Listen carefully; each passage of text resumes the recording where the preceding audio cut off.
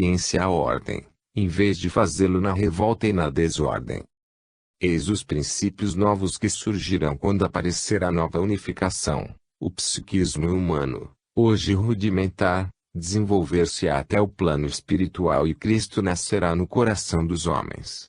A ciência, com a técnica alocará as forças naturais a serviço do homem, melhorará a raça com o conhecimento das leis biológicas, assegurará com a economia o bem-estar, garantindo, a todos, os meios de vida. Nestas bases, que estão sendo colocadas hoje, poderá realizar-se, livre das fadigas da luta material, o trabalho de elevar o novo edifício espiritual, que será a grande construção biológica do futuro. Isto significa que a vida se espiritualizará. Verificamos então que a evolução biológica terá de desenvolver-se, conforme quanto foi dito na visão. Nós mesmos estamos trabalhando nestes livros, no sentido de determinar a formação e o desenvolvimento de uma corrente de pensamento coletivo nessa direção. Deus verá, do alto, o nosso esforço desesperado, nesta hora apocalíptica para o mundo e nos ajudará. Pode parecer desesperado o esforço, mas Deus estará sempre presente e ajuda os homens de boa vontade.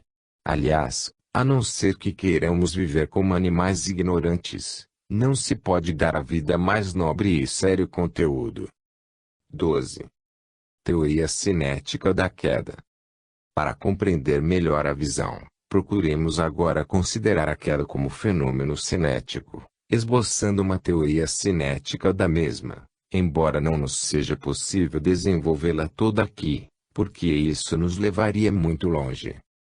Podem perguntar-nos: o sistema perfeito representa um estado de imobilidade?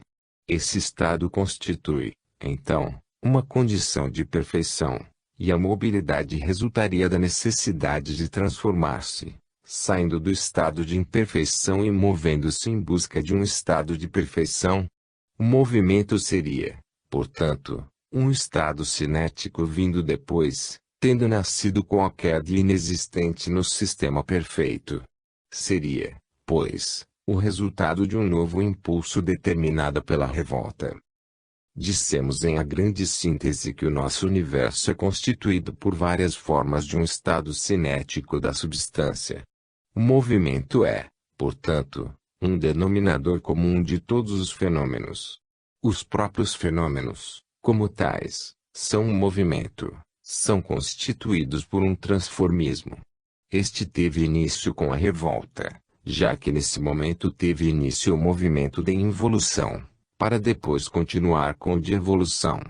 Explica-se dessa maneira, como tenha nascido, o impulso do qual deu origem o transformismo fenomênico, que é o modo de existir em nosso universo, modo instável, só possível enquanto é um tornar-se, constituído da concatenação causa-efeito. Causa-efeito-causa foi este novo estado em que veio encontrar-se o sistema após a revolta, estado em que não se encontrava antes. A posição de perfeição, em absoluta obediência à disciplina da lei de Deus, pode representar um estado de imobilidade na ordem, constituído pelo determinismo da perfeita obediência. A revolta, neste caso, pode ser concebida como um deslocamento para fora dessa ordem, não mais fixo em sua perfeição, mas começou a agitar-se, desviando-se para fora do binário pré-estabelecido pela lei. Começou, dessa forma, a corromper-se, passando de um estado de perfeição imóvel a um estado de imperfeição móvel. Disto resultaria o estado cinético da substância, mais tarde constituindo vir a ser involutivo-evolutivo, que representa o modo de existir de nosso universo. Esse novo dinamismo representou a desordem na ordem, a anarquia no seio da disciplina, o novo modo de ser próprio do antissistema, o esfacelamento do estado orgânico, próprio do sistema. Procuremos focalizar com exatidão cada vez maior a nossa observação, para compreender melhor o fenômeno da revolta e da queda.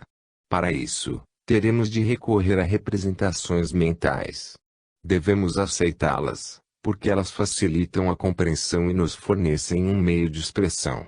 Usá-las-emos, assim, mas recordando não dever dar-lhes um valor maior que de simples abstrações diante de uma realidade que, em sua substância, reconhecemos escapar a todas as nossas concepções e medidas. Ela não depende de nossos pontos de referência e existe em dimensões situadas, para nós, no inconcebível. Que significado devemos dar ao conceito de imobilidade do sistema? Explicamos ser o tudo uno Deus, depois de ocorrer a criação, um organismo em funcionamento. Ora, um organismo em funcionamento não pode ser imóvel. Devemos então precisar, com maior exatidão, o significado do conceito de imobilidade neste caso.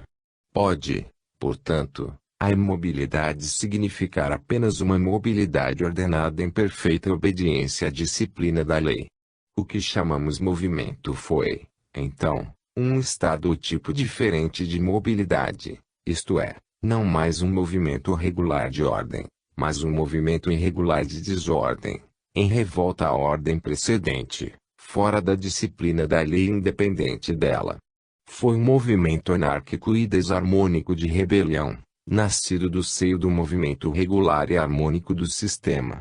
Em consequência, por isso mesmo, houve uma expulsão do sistema pela própria natureza, para a periferia daquele movimento ordenado, e nessa periferia, esse novo movimento tentou reorganizar em posição invertida, na forma de antissistema. Temos, então, dois movimentos.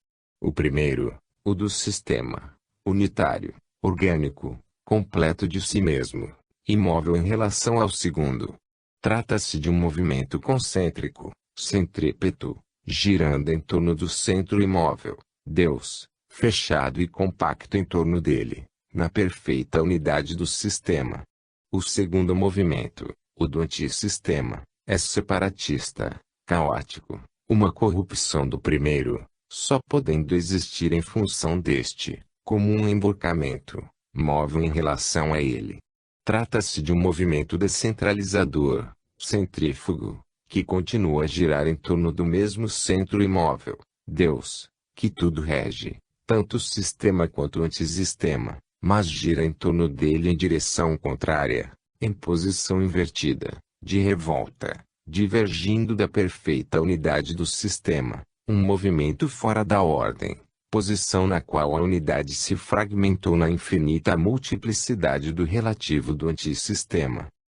Que ocorreu, então, com a queda?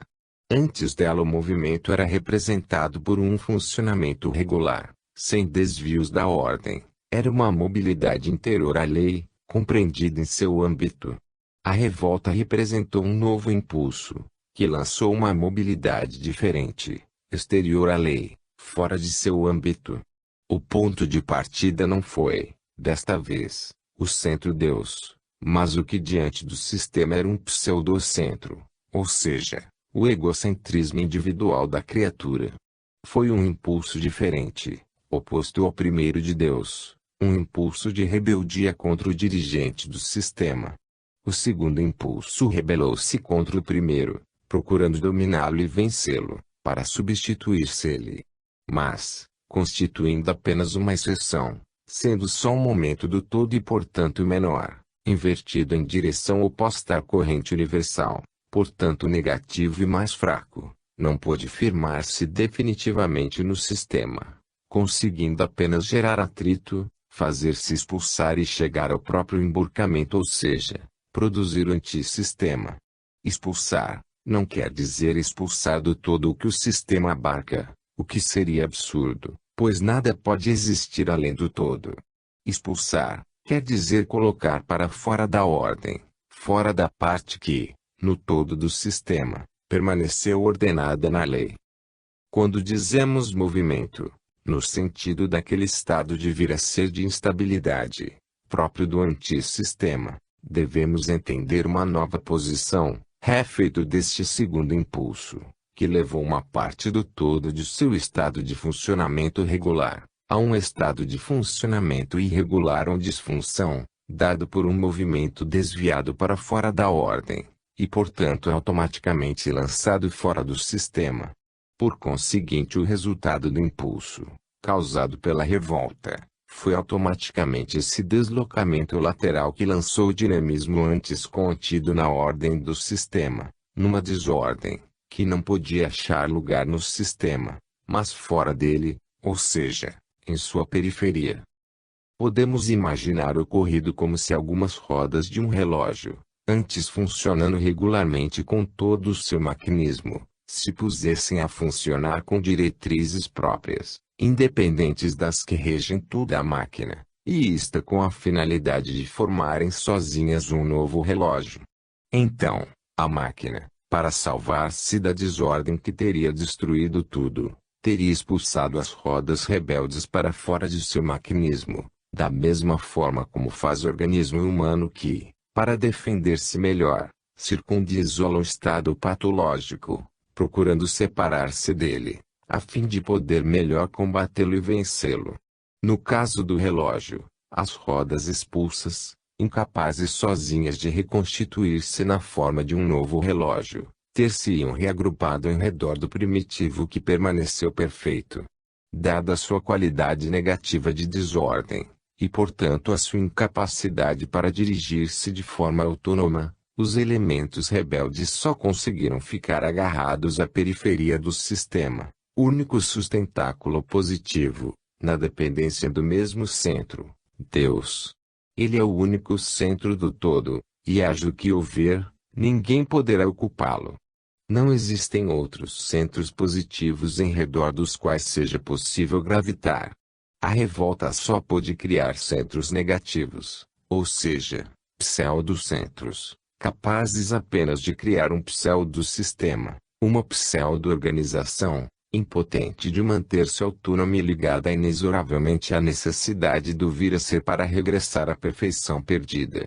Foi por isso que, apesar de seu desejo de criar um sistema próprio, mesmo em posição invertida, seguindo seu impulso de afastamento, os elementos rebeldes tiveram de continuar a gravitar para Deus, pois só em função dele é possível a existência tanto dos obedientes como dos rebeldes.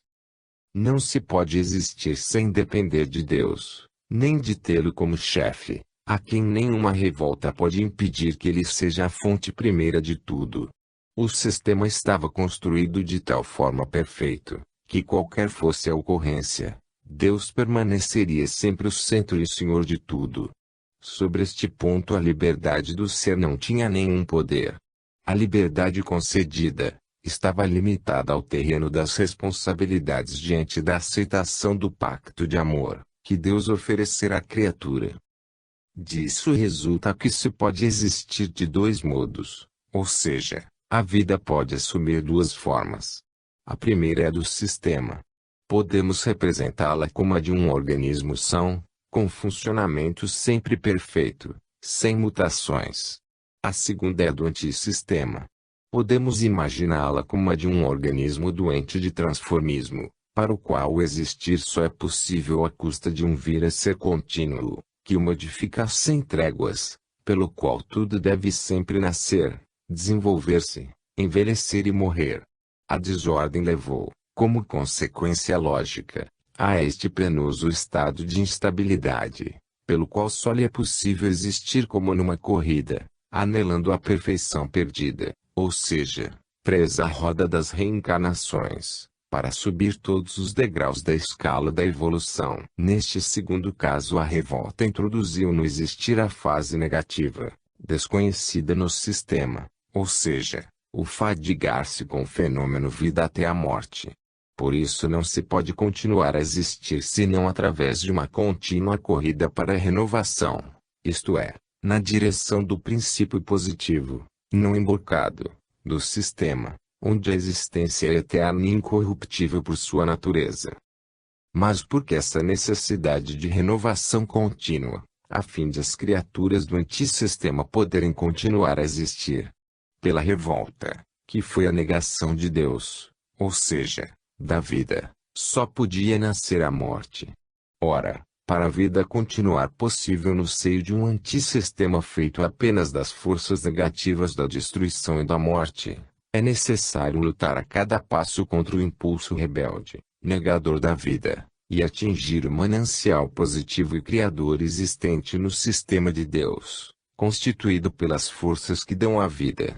Daí a necessidade de reabastecer-se sempre na fonte, renascendo, mas permanecendo ao mesmo tempo sujeitas à ação dos impulsos deletérios do antissistema.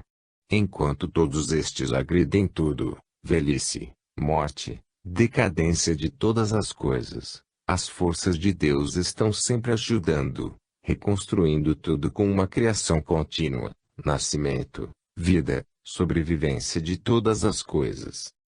Compreende-se, desse modo, com a teoria da queda, a razão profunda pela qual só é possível existir à custa de contínua renovação e como, embora tudo de afadigue e morra, tudo sempre nasce e vive. Vida e morte são os dois impulsos do sistema e do antissistema, em ação em nosso universo. Vemo-los funcionar sob nossos olhos, vivemo-los a cada momento. Vemo-los em luta contínua. Pela revolta, o nosso mundo deveria ser feito só de morte, se não tivesse permanecido nele a presença de Deus, para salvá-lo a cada momento. Da revolta resultou o impulso da destruição e ainda nos persegue sob a forma da caducidade de todas as coisas. E cada coisa seria destruída pelos impulsos negativos da rebelião, se Deus, que permaneceu todo em sua posição inviolável de centro universal, não continuasse a irradiar até mesmo no antissistema, criando tudo continuamente, ou seja, reconstruindo da constante destruição, para mantê-lo em vida. Chama-se criação contínua, justamente esse trabalho de reconstrução, indispensável para que seja possível continuar ainda a existir o seio das forças negativas do antissistema. O fenômeno da criação contínua é precisamente uma prova de estarmos situados no antissistema. Do quanto foi exposto, resulta esclarecido que a revolta foi determinada por um novo impulso, derivado do egocentrismo de criatura, que colocou em movimento contrário ao egocentrismo de Deus, dirigente do sistema. Assim, quando falamos de movimento como uma propriedade do antissistema, devemos compreendê-lo como um desvio, no sentido da desordem, no meio do movimento de ordem, próprio do sistema. Tudo isso nos leva a uma compreensão mais exata do fenômeno da revolta. Ele foi, portanto, uma mudança no estado cinético da substância. Procuremos, agora, focalizar este conceito. No estudo do fenômeno da queda, achamos-nos diante de dois estados cinéticos, o do sistema e o do antissistema. O segundo representa um tipo fora da lei, contrário ao primeiro, e expulso dele. Foi o impulso irregular da revolta que determinou, no estado cinético do sistema, a mudança que produziu a expulsão. Em outras palavras, com a revolta, uma parte do movimento do sistema tomou nova direção, levando-o para fora da sua estrutura orgânica. À medida da desintegração atômica, em cadeia, ocorreu uma degradação do estado cinético, isto é, do dinamismo do sistema. Mais precisamente, isto significa o seguinte: o potencial cinético da substância, em seu conjunto, não podia mudar, ou seja, não podia deixar de permanecer tal qual havia derivado do único manancial possível, que era o impulso de Deus. Então a única coisa que podia mudar, com a revolta, era a forma do movimento, ou seja, uma direção diferente que a criatura livre quis dar àquele impulso originário, ao menos até onde lhe foi possível no âmbito de seu poder. Eis então que o ordenado movimento geral do sistema, que antes da revolta só se dava na dimensão infinito, congelou-se na parte doente da desordem, aprisionando-se em dimensões cada vez mais fechadas sobre si mesmas pela involução, contraindo-se cada vez mais até as nossas dimensões espaciais. Mas o fenômeno não ficou constituído apenas por essa contração de dimensões. Podemos imaginar o movimento do sistema como do tipo que, no sentido espacial, vemos reproduzido em nosso universo, ou seja, do tipo espaço curvo. Esse movimento devia ser constituído por uma reta e uma curva ao mesmo tempo, ou seja, ser retilíneo no particular e curva em seu conjunto. Os elementos existentes no sistema em tal estado cinético giravam em torno do centro Deus, que era imóvel. Seu movimento era função da imobilidade do centro. As individuações de cada elemento, antes da revolta, não apareciam separadas, pela razão de cada um não possuir movimento próprio em direção independente, que o individuasse, distinguindo no meio da ordem desse movimento coletivo, constitutivo da unidade do sistema. Eis então o ocorrido com a revolta, do ponto de vista cinético. Recordemos mais uma vez, para fazer-se compreender melhor, revestimos o fenômeno com representações mentais que, se o tornam mais facilmente compreensível, afastam-nos, contudo, de sua verdadeira natureza, totalmente abstrata. Eis então que, com a revolta, ao longo da linha desse movimento homogêneo e constante que arrastava igualmente todas as criaturas, formaram-se núcleos de resistências e com atritos. Isto pelo fato de elementos obedientes ao movimento geral desaparecerem na qualidade de individuações separadas e tentarem assumir um movimento próprio, individual, em outra direção, como eu independentes, fora das trajetórias fixas pela ordem da lei. Nasceu daí um estado cinético novo, diferente, oposto, por conseguinte, com resistências e atritos. Esse novo estado cinético irregular inseriu-se no originário, regular, retilíneo no particular de cada elemento e inseriu-se precisamente como um seu desvio lateral. Daí nasceu o que chamamos vibração. Desse modo, ocorreu a primeira gênese do estado vibratório, constituindo o fundamento íntimo do mundo fenomênico, o dinamismo que gerou e rege a forma, ilusão do mundo exterior, ou seja, tudo o que nossos sentidos captam. Apareceram, assim, os vários modos de existir dos elementos de nosso universo, no relativo. Dessa maneira, a revolta fez diferenciar um novo estado cinético que, ricocheteando ao infinito no antissistema, permitiu-se modelar-se uma limitada série de aparências, as quais para nós, como para todos os que estão situados no antissistema, constituem a realidade objetiva. Estamos no momento da gênese desse estado vibratório. O movimento retilíneo do sistema começou por uma oscilação sobre si mesmo. É a oscilação lateral característica do estado vibratório, o primeiro momento da gênese da ilusão, consequência lógica da desordem. Da revolta só podia nascer um estado doente ou de realidade. Do erro só podia derivar um estado ilusório e de aparências. Assim, o estado verdadeiro do sistema irá aprofundando-se cada vez mais na mentira. Iniciada a descida involutiva, o ser irá ficando cada vez mais aprisionado na forma, ou seja, a liberdade retilínea do movimento do sistema irá cada vez mais perdendo-se no determinismo da matéria, até ao ponto de curvar completamente o movimento retilíneo nas trajetórias fechadas do átomo. Neste ponto, a involução, refeito da revolta, levou o ser do estado espiritual ao material e o impulso que gerou a queda alcançou os seus efeitos. Com a vibração, nasceu a onda com suas características de frequência e de comprimento. No princípio, o tipo de vibração é mais próximo da linha reta, isto é, frequência máxima e comprimento de onda ou amplitude de oscilação mínima. Esta se poderá chamar de onda espiritual do pensamento. Mas, uma vez iniciado o processo de degradação, esta continua impelindo o ser a existir em formas de vida cada vez mais evoluídas, menos psíquico-espirituais e mais materiais. Descemos, assim, até vida animal e vegetal. A este ponto, a degradação do espírito desce abaixo das mais elementares formas de vida e entra, mudando ainda mais, no mundo dinâmico, como energia, na forma de eletricidade, da qual, depois, no processo evolutivo inverso sabemos que renasceu a vida. Neste ponto da descida, a onda, tendo se tornado mais longa e de frequência menor, começa a contrair-se, diminuindo a sua amplitude de oscilação progressivamente, num processo de enrodilhamento sobre si mesma, até fechar-se nas trajetórias obrigatórias do átomo, fenômeno para o qual se passa, como por um congelamento cinético, da fase energia, para a fase matéria.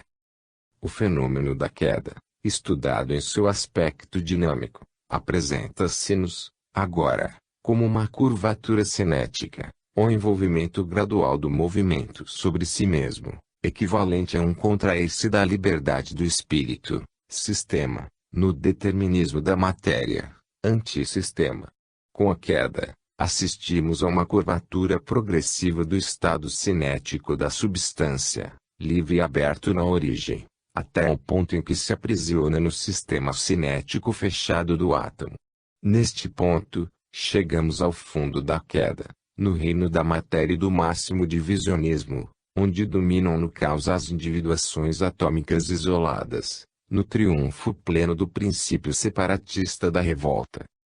Neste ponto do processo, no fundo da involução, nos antípodes do estado unitário do sistema, triunfa o núcleo do eu, tornado elemento rebelde. No polo oposto ao estado originário da primeira criação, o princípio separatista vence o princípio unitário. Isto porque, uma vez tendo percorrido o trajeto involução ou queda, a criatura acabou de realizar completamente novo estado cinético, por ela produzido e desejado com a revolta. Com isto ser fez, de si mesmo centro Deus, mas em torno do centro de um novo sistema, aliás, do antissistema. Isto levou a uma infinita multiplicação de centros. Esta teoria cinética daquela explica-nos o significado íntimo daquele fenômeno de divisionismo ou pulverização da unidade no caos, de que falamos.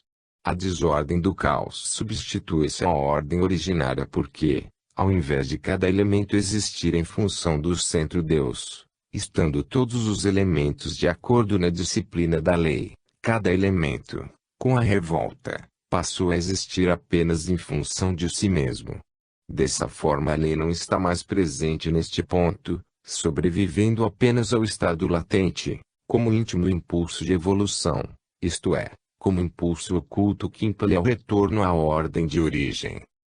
Enquanto no organismo perfeito original, temos em Deus o único centro que rege tudo em unidade, ao chegarmos ao fundo da queda no antissistema, temos uma infinita multiplicidade de centros, tantos quantos são os núcleos e os elementos centrais destes, nos átomos existentes. Eis a pulverização extrema no caos, a vitória do separatismo buscado com a revolta. Vejamos agora o desenvolvimento total do fenômeno, até ao fundo, não só em sua íntima estrutura íntima, mas também como o desenvolvimento fatal de um processo lógico. Do sistema permaneceu apenas, com um eco, esta última reprodução invertida do modelo original. É uma imitação às avessas, onde, no entanto, permaneceu um centro, mas não mais significa unidade sim multiplicidade, não mais centralidade e centralização em torno dele, mas descentralização e separação, não mais obediência a um governo central, mas anarquia. O conceito de centro permaneceu, como verificamos no átomo, não porém para significar a unidade, mas antes para mostrar o fragmentar-se da unidade. Resta o modelo original, porém, não é mais uno, como deve ser o centro para assim permanecer, mas há uma infinidade de centros que não se conhecem, e do fundo do caos apenas começam a reorganizar-se. Estamos muito longe daquele estado de fusão orgânica a qual a evolução os conduzirá. Neste ponto do processo eles estão apenas desordenadamente amontoados, muito longe de um estado de funcionamento coletivamente coordenado. Os elementos existem não mais em relação direta com o centro Deus, mas apenas cada um em relação com o seu pequeno centro. O centro não é mais Deus que rege todo o sistema, mas um núcleo que dirige alguns elétrons. É o último resultado em que se encontra o eu da criatura por ter desejado substituir-se ao eu central de Deus, dirigente de todo o sistema. Traduzindo em termos de dinâmica atômica e ondulatória, assim se explica o processo da revolta e da queda. No período evolutivo, verifica-se o processo inverso, de reunificação e reorganização pelo princípio das unidades coletivas, capítulo 27 de A Grande Síntese. No átomo chegou ao máximo a curvatura do estado cinético, próprio da substância em sua posição original de sistema não decaído. Devemos a essa curvatura do movimento, a sua contração para fechar-se sobre si mesmo, o fato de emborcamento ou inversão de valores do sistema, para o antissistema, a vida que se corrompe na morte, o bem no mal, a luz nas trevas, a liberdade do determinismo, a felicidade na dor, assim por diante. A teoria cinética da queda mostra-nos o equivalente dinâmico destas transformações. As trajetórias fechadas dos íntimos movimentos do átomo representam o equivalente cinético da contração ou curvatura da liberdade do espírito no determinismo da matéria. Corresponde também à lógica que a vitória do egocentrismo dos elementos menores, na tentativa de egoisticamente substituir-se ao egocentrismo de Deus que dirigia o sistema, tenha produzido uma contração cinética, pelo fato de o campo dinâmico ter se subdividido em numerosos campos menores, em virtude de limitada multiplicação de centros, no lugar do único que comandava todo o sistema. A subdivisão separatista não podia deixar de causar uma diminuição do campo de domínio do eu, o que significa a perda de liberdade.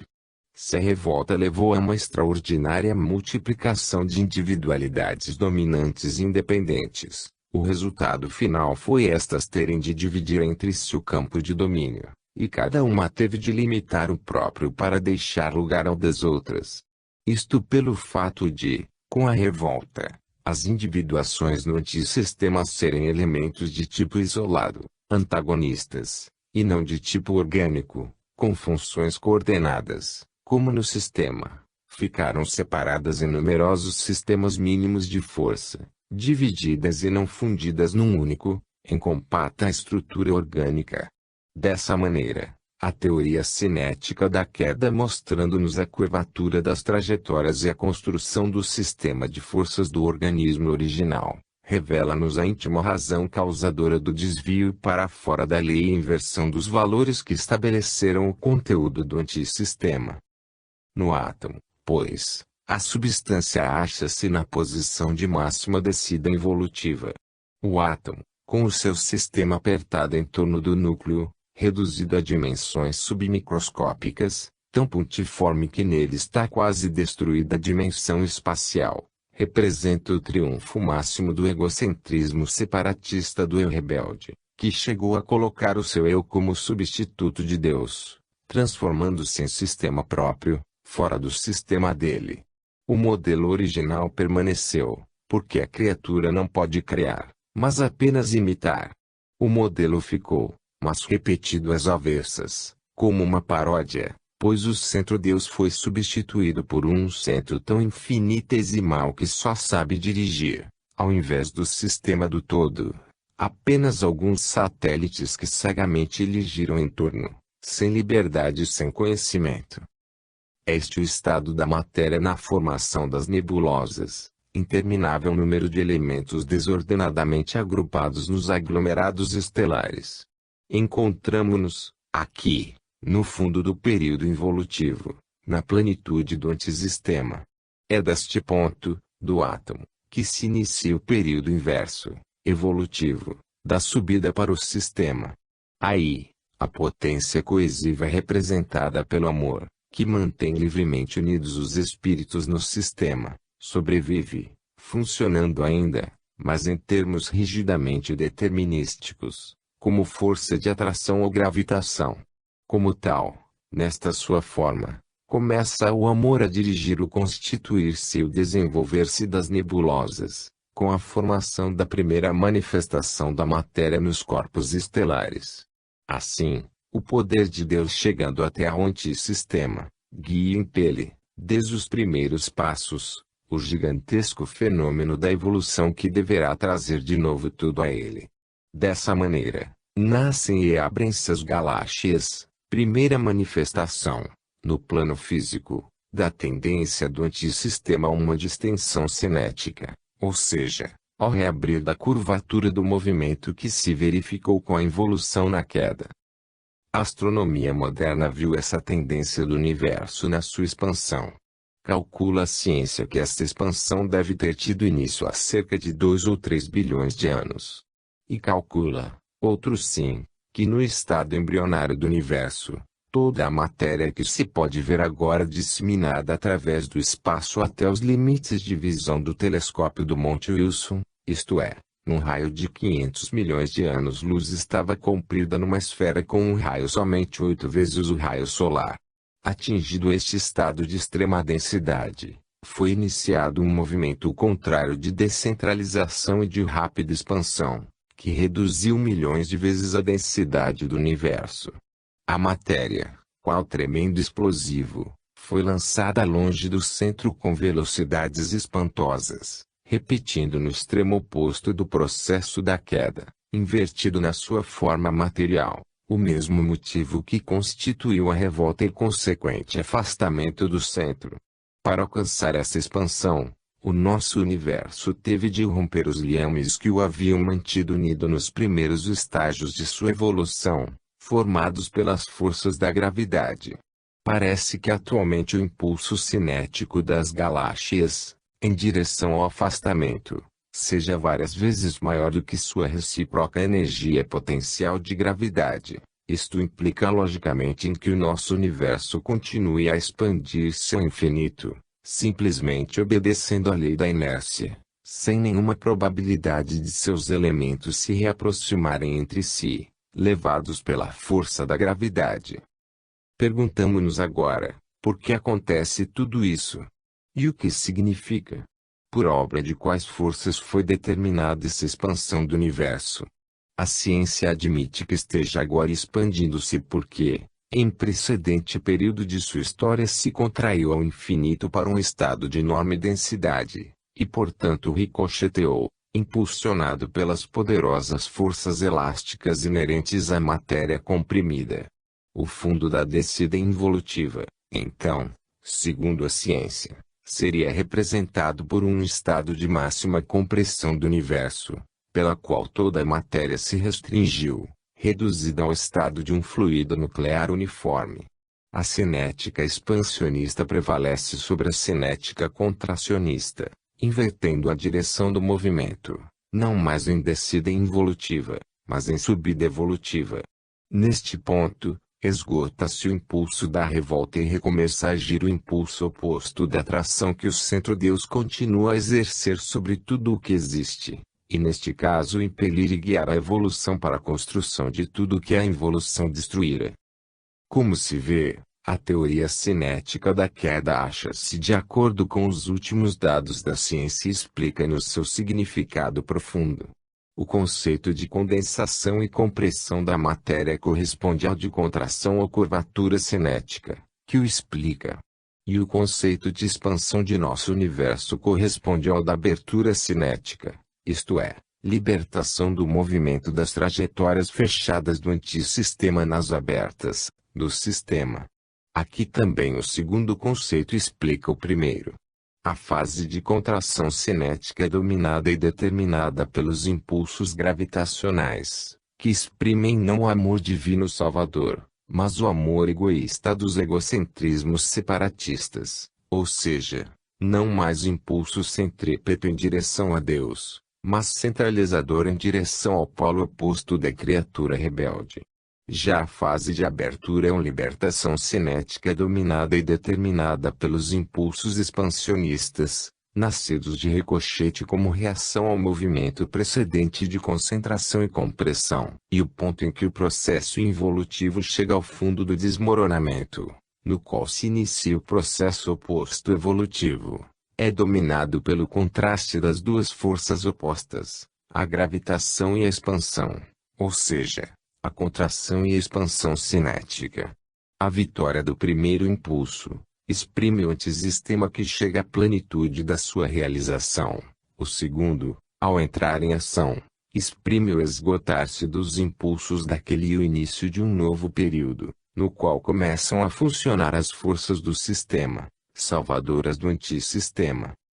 Entretanto, paralelamente a tudo isso, ocorre um fenômeno igualmente importante, o do amadurecimento estequiogenético. Já o estudamos em A Grande Síntese.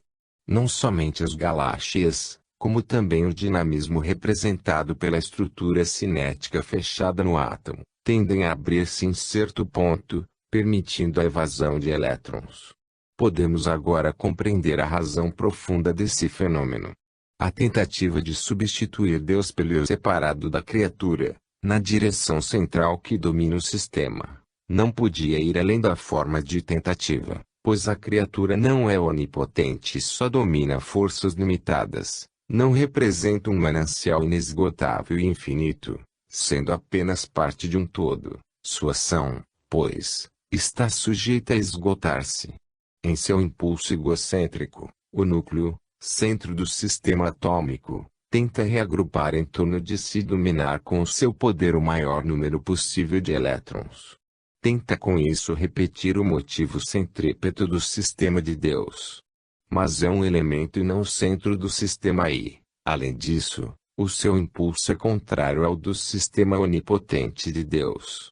Por isso, por mais que o elemento lute para impor-se, deve chegar o momento em que as suas forças limitadas devem esgotar-se. O poder de domínio de seu egocentrismo tem de declarar-se vencido. É inevitável chegar o momento quando seu impulso de antissistema contra a corrente é superado por outra corrente do sistema. E tanto mais isso acontece, porque revolta significa resistência e, portanto, atrito, o que desgasta o elemento rebelde, esgotando-lhe o impulso individual. Chega-se assim a um ponto no qual o núcleo não tem mais força para dominar o seu sistema planetário, por ter se tornado rico demais de satélites. A tendência de seu egocentrismo é de atrair e dominar um número cada vez maior. Mas são limitados seus recursos de elemento separado, sendo seu potencial dinâmico apenas o de um fragmento ou centelha. O limite de sustentação, no crescimento do sistema atômico, é atingido no 92º elemento satélite. Além desse limite, a atração centrípeta do egocentrismo do elemento não funciona mais porque se esgota. Nesse momento, inicia-se um movimento oposto, centrífugo, pelo qual se quebra a unidade que o átomo conseguiu construir pelo poder egocêntrico do núcleo. E chegamos aos fenômenos de radioatividade, pela qual o urânio, que representa o peso atômico mais alto, 238,2, constitui o último termo da evolução estequiogenética da matéria. Aí se inicia a desintegração atômica.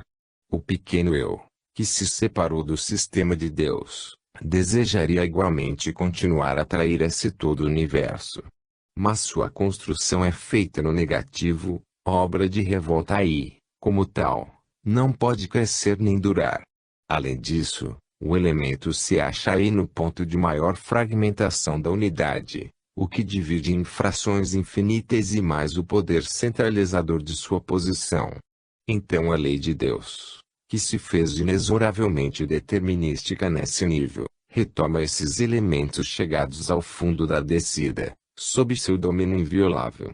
O próprio potencial das forças em poder dos rebeldes já havia fixado implicitamente os limites da revolta e, chegados em determinado ponto, um novo impulso reconstrutor destrói as suas pseudoconstruções. Então o átomo se fragmenta e a evolução, caminho de regresso, torna a elevar a distensão cinética em um movimento que se curvara sobre si mesmo. Assim, as trajetórias fechadas no átomo abrem-se para a saída dos elétrons, que se lançam livres no espaço gerando um novo modo de ser da substância, a energia. Podemos, dessa forma, compreender o significado profundo do fenômeno da radioatividade. Representa o primeiro passo no caminho do regresso, com a passagem da fase matéria à fase energia. Representa o primeiro salto da distensão cinética para libertar o movimento das formas fechadas das trajetórias do átomo. representa o primeiro golpe da destruição e das construções do antissistema, átomo, matéria, para a reconstrução do sistema destruído com a revolta. Entramos na fase energia, da qual, mais tarde, se passará do espírito. Da mesma forma como na fase involução o impulso da revolta representava uma tendência a uma curvatura cinética cada vez maior, o aprisionamento do movimento, assim, nesta outra fase, que é evolutiva, a atração centrípeta do sistema, em direção a Deus, prevalece sobre o impulso da revolta, representando uma tendência a uma abertura cinética cada vez maior, ou libertação do movimento. Chegados, com o urânio, a 92 elementos satélites, estes não continuam mais girando em redor do núcleo, mas se rebelam, libertando-se do seu domínio, quebram as trajetórias, ou seja, o estado cinético fechado, e se lançam no espaço com trajetórias independentes, num estado cinético livre. É neste ponto que começa a demolição do antissistema e a reconstrução do sistema, porque, contra a atração do egocentrismo do eu separado, vem se torna a funcionar a atração do egocentrismo do sistema, Deus. Continua, assim, a reconstrução do edifício. Com a focalização do aspecto cinético da destruição e da reconstrução do sistema, procuramos obter, de novo ponto de vista, outra visão do fenômeno. Revela-nos representar o período de involução, um fenômeno de curvatura, enquanto o período de evolução representa um fenômeno de distensão cinética. O trajeto de hidrodescida, gerando a queda, significa um processo de curvatura do estado cinético que constitui o espírito, no estado cinético que constitui a matéria. O trajeto de regresso ou subida, produzindo a reconstrução, significa um processo de distensão ou endireitamento do estado cinético que constitui a matéria, no estado cinético que constitui o espírito. Tanto no trajeto de ida para a plenitude do antissistema, involução, como no trajeto de regresso para a plenitude do sistema, evolução, com a destruição do antissistema, encontramo-nos no âmago de um processo que, seja no sentido da curvatura como no do endireitamento cinético, o movimento se dá sempre em função do conceito de curva. Representando a formação do antissistema um processo de curvatura, tudo nele só pode ser curvo e tanto mais curvo quanto mais nos aproximamos de seu estado de plenitude, que é representado pela matéria. Esta é mais uma razão, além daquelas já expostas no volume Problemas do Futuro, para comprovar que o espaço, dimensão da matéria, só possa ser curvo em seu conjunto. A revolta representa a vontade dos elementos rebeldes de fechar-se sobre si mesmos, separando-se do movimento dos outros elementos do sistema que funcionam em relação ao centro Deus. Esta vontade contrária constitui o primeiro impulso da separação e, portanto, da expulsão do sistema, daí ocorrendo o desmoronamento. O antissistema, forte pelo impulso que tomou, procura reconstituir-se na posição invertida, emburcada, de sistema desmoronado, ou seja, de antissistema. As forças do mal resistem. A matéria, seu reino, desejaria ser eterna como o espírito. Mas, em determinado ponto aparece a fraqueza congênita do antissistema, o impulso separatista se esgota, e a nova construção dos rebeldes desmorona por sua vez. A ruína do destrucionismo, porém, só pode ser reconstrução. A ruína do divisionismo só pode ser unificação. O contrário da contração só pode ser expansão e libertação. O caminho da descida só pode ser invertido tornando-se o caminho da subida. Na sucessão desses momentos há uma consequência lógica da qual se pode escapar. Dessa maneira, no próprio seio do antissistema é implantado um princípio oposto a ele, o princípio construtivo do sistema. É introduzido no âmago do princípio destrutivo do antissistema um novo impulso, proveniente de Deus, o qual retoma tudo para regenerar, salvar e reconstruir o que estava destruído. Entramos, assim, no período evolutivo, e é este o seu significado profundo. A matéria se desintegra, nasce a energia que depois se transforma em vida e esta, através do sistema nervoso e cerebral, em psiquismo e espírito. Assistimos ao fato evidente de uma reconstrução de valores, de potencial dinâmico, a uma abertura da contração do mal e da dor, a uma libertação da prisão da forma, a distensão da curvatura do eu rebelde sobre si mesmo, cujo egocentrismo é adorado em lugar de Deus, para tornar a adorar a Deus e a viver apenas em função dele. Desse modo, é gradativamente corrigida a curvatura cinética reabsorvida a oscilação lateral da onda e, com ela, a vibração genética da forma que, por sua vez, tende cada vez mais a desaparecer, desaparecendo nosso mundo de aparências e ilusões. Assim, a fraqueza causada pela pulverização no separatismo é reabsorvida pelo poder da unificação. Quando dissemos que a ordem é reconstituída, quisemos significar com isso que o desvio lateral no movimento do sistema é reconduzido ao seu binário, onde se encontra a lei.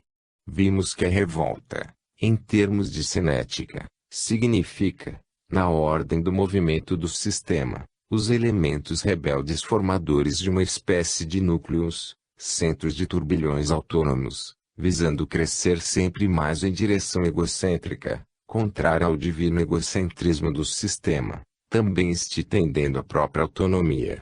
Daí a luta entre as duas autonomias, os dois egocentrismos, esta é a razão da existência do dualismo, qualidade fundamental de nosso universo, filho do antissistema e constituído ao mesmo tempo do desmoronamento e da sua salvação. Vivemos do choque dessas duas forças opostas e nos amadurecemos, desgastando nossa materialidade num atrito doloroso entre os dois impulsos, o impulso da revolta e o da lei de Deus. Cada um disputa com o outro a criatura, para apossar-se dela. A nossa fase atual é de transição de um plano a outro de evolução. O fenômeno não pode permanecer existindo sempre nesta forma. O próprio fato de lhe ser constituído por um tornar-se, impeliu, fatalmente, para sua solução.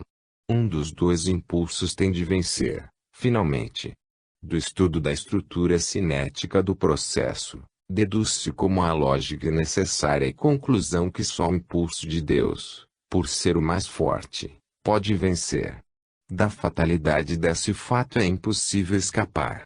A positividade do sistema não pode deixar de acabar demolindo e reabsorvendo toda a negatividade do antissistema. Vimos que a curvatura cinética no antissistema é devida à tendência dos núcleos rebeldes de centralizar tudo, tudo envolvendo em redor do próprio egocentrismo, rivalizando desse modo com Deus, a fim de superá-lo. Absurdo empreendimento. Por isso, ao invés de vencer o sistema, a revolta só conseguiu formar nele vórtices sinistrógidos, resistentes à oposta corrente destrógira, tendo como resultado, o sofrimento, depois, todo o atrito, até ao ponto de serem demolidos, diante de um antagonismo mais forte. É verdade que o antissistema consegue alcançar a sua plenitude na matéria. Mas essa plenitude é transitória e as construções atômicas não resistem e se desintegram. A revolta não tem o poder de criar um centro cinético estável, mas apenas uma cinética de transformismo.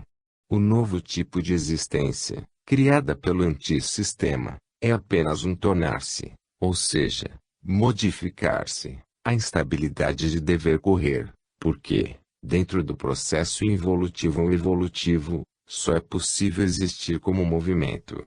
A revolta não produziu nada de fixo nem estável, mas apenas a necessidade de perseguir a meta, sem nenhuma possibilidade de poder escapar à fatalidade de atingi-la. Por sua própria natureza íntima, o fenômeno nascido da revolta é um processo fadado a terminar, qual fera voraz que, em última análise, se vê forçada a devorar a si mesma. Assim, a tentativa dos rebeldes para constituir-se em sistema independente, tornando-se centros, resultou em vão. Tudo se reduz, por fim, Há uma exceção transitória no estado normal do sistema, e há uma necessidade de terem de realizar o esforço da nova subida. O seu esforço para realizar pseudo-construções reduz-se à necessidade contrária, de ter, com a evolução, de realizar verdadeiras construções de acordo com a lei violada. Com a revolta o ser se colocar diante da encruzilhada, caminhar para trás, reconstruindo com a evolução tudo o que destruir e salvar-se, voltando a existir de acordo com a lei no sistema, tal como quisera Deus, ou então insistir na descida. Mas, o que pode haver no fundo de um processo negativo de destruição, se não a negação de tudo, até a destruição de si mesmo? Como pode sobreviver quem quer mergulhar num sistema que é de morte, pois é contra Deus, que é vida? A revolta só foi possível na forma como ocorreu, de modo a não poder produzir outro resultado senão resistência, luta, atrito, perda, pois estava condenada desde o princípio. O sistema nada tinha a temer e nem sequer, por fim, a própria criatura rebelde, pois se ela não queria permanecer aniquilada, teria de realizar o esforço da subida. Depois de haver aprendido a dura e salutar lição, poderia usufruir seus resultados, regressando ao seu estado anterior de perfeição. Dessa maneira é endireitada e corrigida a tremenda curvatura cinética, pela qual se aprisionara a liberdade do espírito no determinismo da matéria. Se, no ponto mais fundo da involução, a vida, qualidade de Deus, eu sou, está extinta, e no seu aniquilamento se atinge a vitória da rebelião, justamente nesse instante se inicia o processo inverso, a evolução, a obra de salvação que trará de volta tudo novamente sanado, aos braços de Deus. Esse rápido olhar permitiu-nos esclarecer e compreender ainda melhor o tão discutido fenômeno da queda. Permitiu-nos, além disso, ver as razões profundas que regiam os processos nucleares, demonstrando-nos como seja possível uma filosofia da física atômica e uma teologia que compreenda e explique as últimas descobertas da ciência moderna. 13. O problema da perfeição, onisciência e onipotência. No capítulo 9 começamos a responder algumas objeções feitas por outros e por nós mesmos. Logo depois, ao resolver as primeiras dificuldades examinadas, a crítica à teoria se ampliou levando-nos, para melhor esclarecer e responder, a reexaminá-la, colocando-a diante da filosofia e de seus sistemas, diante das modernas orientações da biologia e das últimas conclusões da ciência astronômica e nuclear. Isto nos permitiu focalizar e esclarecer outros pontos, trabalho próprio desta segunda parte de análise e de crítica.